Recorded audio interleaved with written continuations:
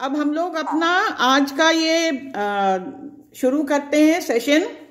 हम लोग हनुमान चालीसा पर चर्चा कर रहे थे और आप लोगों की जैसे राह हमने इसीलिए पूछी थी कि सीधे चौपाइयाँ पढ़ने के बजाय हम लोग पहले उसके बारे में थोड़ा सा कुछ समझ लेते हैं। ये बताना चाह रहे थे कि हनुमान चालीसा में श्री हनुमान जी की प्रतिष्ठा में बातें कही हैं। सबसे पहले तो उनसे आग्रह किया है, उनका आशीर्वाद मांगा है, उनसे सहायता मांगी है कि हम यदि राम नाम सुनना चाहते हैं या ईश्वर की वंदना करना चाहते हैं या उनसे संपर्क करना चाहते हैं तो सबसे पहले हम अपने मन से उन्हें ग्रहण करें। इसके लिए हमें अपने मन का जो पात्र है उसको साफ करना पड़ेगा। तो शुरू के दोहे में ही हम लोगों ने देखा था पिछली बार कि हमारा मन जो है वो एक शीशे की तरह है, उसमें जो दिखाई देता है उसी को हम ग्रहण करते हैं और उससे फिर विचार करते हैं और निर्णय लेते हैं। लेकिन यदि हमारा शीशा ही गंदा है तो हमको जो दिखता है वो सारी चीज़ें फिर वो धुंधली हो जाती हैं, साफ नहीं दिखाई देती। हम लोगों ने पिछली बार एक इसी के को बखान करते हुए एक श्लोक पढ़ा था जो हमने बताया था कि अपनी गुरु के लिए हर संस्था में पढ़ा जाता है। अज्ञान तिमिरांधस्य ज्ञानांजन शलाकया, मतलब अज्ञान से तिमिर हो जाता है, अंधेरा हो जाता है। आंध्यस्य, और अंधा हो जाता है व्यक्ति, मतलब जो दिखना है आपको ज्ञान के प्रकाश में वो नहीं दिखता, क्योंकि ज्ञान है ही, जब रोशनी ही नहीं है ज्ञान की तो अंधकार बस जाता है आंख में। तो आंख को भी साफ करना पड़ेगा ना। तो कैसे साफ करेंगे? आंख में दवा लगाओ, अंजन लगाओ, काजल लगाओ। किस चीज का? ज्ञानांजन शलाकया, ज्ञान का अंजन एक शलाका में लगा के तिल में और फिर उसको अपनी आंखों में बसाओ। तो उस ज्ञान की दवा से जो अज्ञान का अंधकार है वो बीमारी दूर हो जाएगी। उससे आपके जो मन का, जब आप आंख से देखेंगे तो जो मन का शीशा है वो कैसे साफ होगा? गुरु की चरण की धूल से। वो भी शीशा भी साफ हो गया मन का और आंख भी साफ हो गई। तो हम लोग जो भी देखना चाहते हैं श्री हनुमान जी में और उनके जरिए श्री रामचंद्र जी में, वो साफ सुथरा दिखाई देगा, सही ढंग से दिखाई देगा और हमें फिर ग्रहण करने में आसानी होगी। एक बात ये भी कही थी कि श्री राम को रीझ भजो या खीज, चाहे जैसे आप उनका स्मरण करो, रीझ के प्रेम से प्यार से करो या खींच के मजबूरी में परेशानी में, चलो ठीक है याद कर लेते हैं, कैसे भी करो, वो इतना सशक्त उसका व्यक्तित्व, उसका नाम है कि वो असर जरूर करेगा। समय होत फल देत है उल्टा सीधा बीज। राम नाम का स्मरण उस बीज की तरह है, एक बार आपने कर लिया तो वो फल अवश्य देगा, चाहे जिस प्रकार आपने उसको याद किया। अच्छा, अब यहाँ पे एक चीज ये हुई थी कि क्योंकि आप लोगों ने ये अनुमति दी है कि इसको विस्तार से बात करें, तो ये पहले समझ लें कि मन की बात कर रहे हैं। और मन क्या है?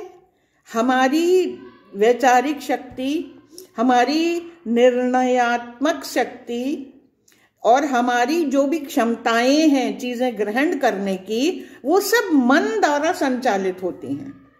और ये जो मन है ना, ये बहुत ही चंचल है। कई जगह लिखा है मन बंदर के समान है। तो अब एक ये मन है जो बंदर है, हमेशा उछलता कूदता रहता है, कभी यहाँ चला जाएगा कभी वहां चला जाएगा, आवश्यकता हो ना हो पेड़ दर पेड़ उछलता रहता है। तो इस मन को पहले तो अपने वश में रखना, उसको नियंत्रण में रखना। एक बंदर को दूसरा बंदर ही नियंत्रण में रख सकता है।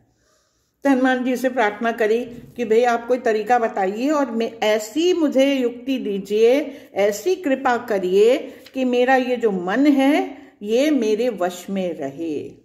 अच्छा, और मन का बहुत ही बड़ा प्रभाव हर व्यक्ति के जीवन पर है, उसके कृत्यों पर है, उसके रहने की कला पर है। और ये सनातन धर्म में मन इतना बड़ा एक यंत्र है, आपका इंस्ट्रूमेंट है, जिसके जरिए आप अंदर की भी बातों को सफाई कर सकते हैं और साफ तरीके से समझ सकते हैं, और बाहर की दुनिया में भी आप बहुत अच्छी तरीके से काम कर सकते हैं। अब सनातन धर्म का क्या मतलब? एक वो धर्म जो जिसमें हिंदू भी आते हैं, जैन हैं, बौद्ध हैं, सिख हैं, ये सारे धर्म सनातन धर्म से उत्पन्न हुए हैं। तो इन सारे धर्मों में, सिखों में, जैनों में, बौद्धों में, हिंदुओं में, सब में मन का इतना हाथ है, वर्चस्व है, कि जब तक आपको अपने मन को वश में करना नहीं आएगा, उसको नियंत्रण में रखना नहीं आएगा, अगर वो इतना बेकाबू होकर इधर उधर चला जाएगा, तो आपका पूरा जीवन, पूरा व्यक्तित्व ही बेकार सा हो जाता है, उसमें फिर निराशा ही हाथ लगती है। और इसको ठीक करने के लिए गुरु चाहिए। सिखिज्म में तो कहा है हुकुम, गुरु जो देते हैं उसको हुकुम कहा जाता है। हमारे यहाँ गुरु आज्ञा नहीं देता, लेकिन शिक्षा देता है, बताता है। किसी भी तरीके से गुरु की कृपा से ये हो जाता है कि आप अपने मन को वश में कर सकते हैं। तो श्री गुरु चरण सरोज रज, निज मन मुकुर सुधार। ठीक है, हनुमान जी ने कृपा कर दी, हमने प्रार्थना करी और हो गया। फिर क्या होगा? बरनउँ रघुवर विमल यश, जो दायक फल चार। फिर क्या होगा कि हम श्री रघुवर का विमल यश का वर्णन करेंगे। देखिए, हम लोग कोई भी चीज करते हैं, पूजा करते हैं, प्रार्थना करते हैं, तो उसकी एक क्रिया होती है, कार्यक्रम होता है, एक एजेंडा के तहत उसको किया जाता है। सबसे पहले आप खुद साफ सुथरे हो जाइए, नहाइए धोइए, फिर जिस स्थान पे आपको पूजा करनी है वो स्थान पूरा साफ सुथरा करिए।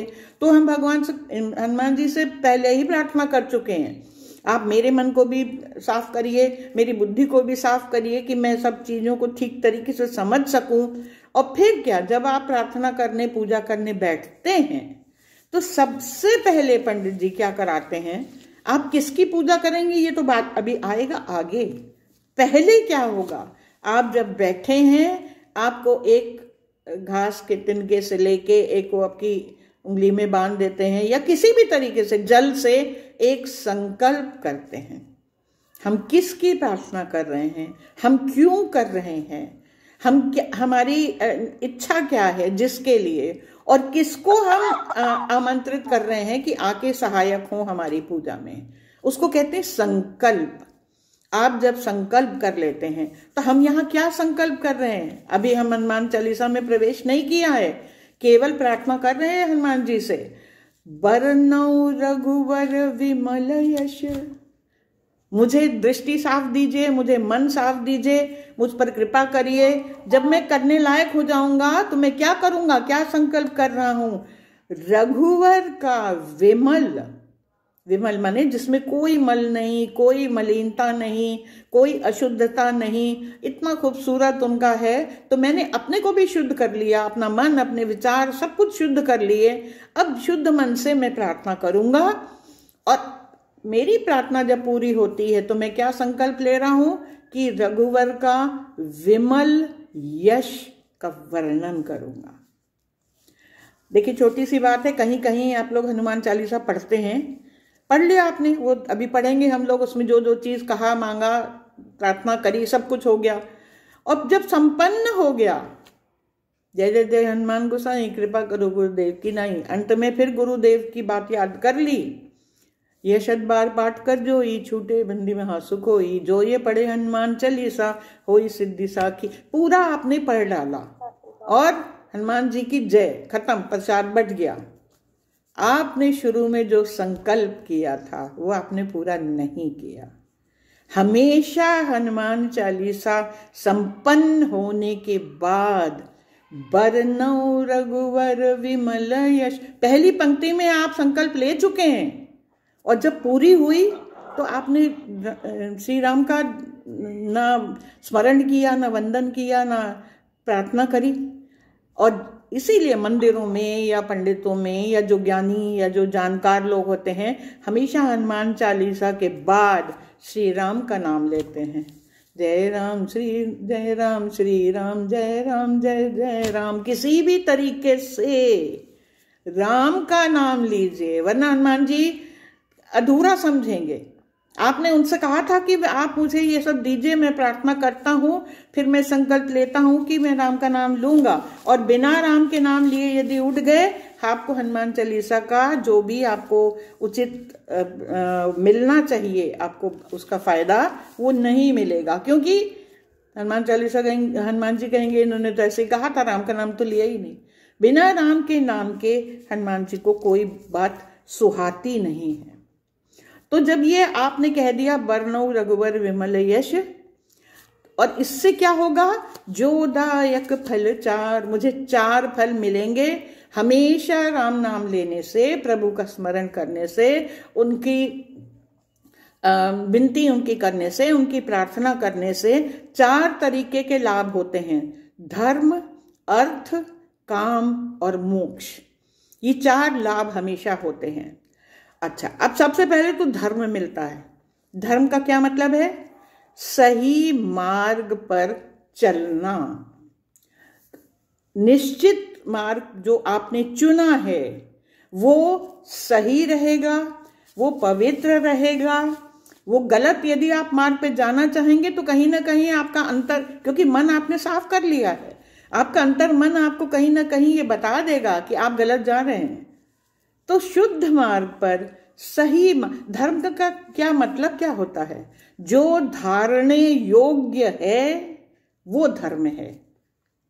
जो धारण करने योग्य है, तो कोई बुरी बात, कोई गंदी बात, कोई अनुचित बात तो धारण करने योग्य है ही नहीं ना। जो कुछ अच्छी बातें धारण करने योग्य हैं जीवन में, उसी को धर्म कहते हैं। तो ये रघुवर की पूजा की कृपा मुझे दीजिए, इससे मुझे धर्म में लाभ होगा कि मेरी बुद्धि ऐसी हो जाएगी कि मैं हमेशा सही मार्ग पे चलूं, सत्य पे चलूं, शुभ करूं, मंगल करूं, अपना भी और जो भी संपर्क में आता है उसका भी। तभी जीवन सार्थक होगा। जीवन तो सबको समान रूप से मिला है। हर व्यक्ति, हर प्राणी उसी एक आत्मा का अंश लेके आया है, और हर प्राणी वही अपना शरीर जो उसके पास है वो यही धरती पे छोड़ के जाता है। केवल धर्म से जो उसने अर्जित किया है सही चीजें, वही उसकी मतलब पूंजी है, उसको वो लेके जाएगा।